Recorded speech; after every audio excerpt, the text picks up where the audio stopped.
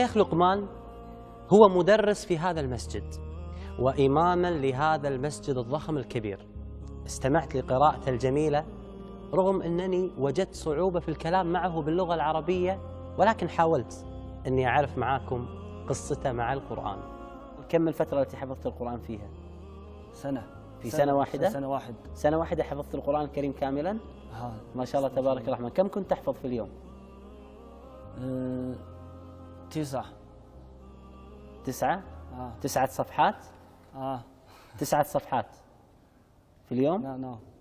ما شاء الله تبارك الرحمن، ما شاء الله تبارك الرحمن. يا أيتها النفس المطمئنة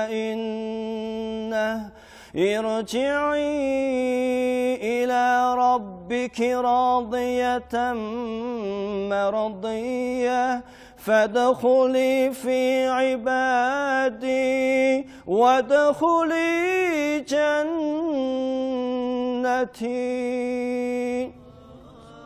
الله أكبر. وهو يقرأ الشيخ ما شاء الله الشيخ لقمان تأثر بهذه القراءة وهذه الآيات.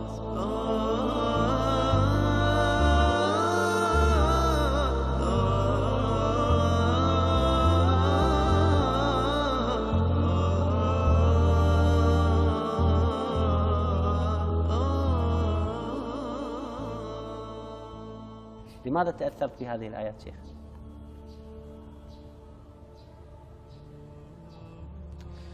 لأن أخاف عذاب من الله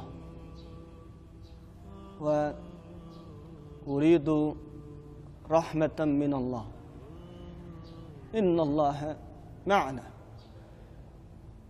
أنا أخاف ما شاء الله. لا بإذن الله لا نخاف، فرحمة الله سبحانه وتعالى واسعة بإذن الله تعالى. نسأل الله سبحانه وتعالى أن يحفظك.